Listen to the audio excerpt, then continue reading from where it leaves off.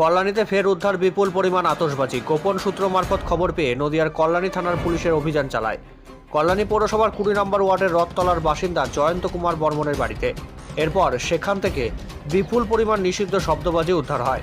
জানা যায় প্রায় 30 কেজি নিষিদ্ধ শব্দবাজি উদ্ধার করে পুলিশ এবং অভিযুক্ত জয়ন্ত বর্মনকে গ্রেপ্তার করে পুলিশ। আজ তাকে আদালতে পাঠাবে পুলিশ বলে জানা গেছে।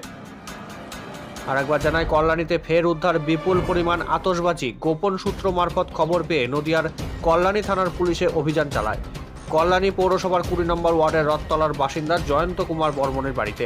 এরপর সেখান থেকে বিপুল পরিমাণ নিষিদ্ধ শব্দবাজি উদ্ধার হয়।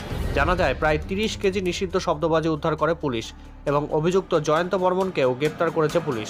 আজ তাকে আদালতে পাঠাবে পুলিশ বলে জানা গেছে।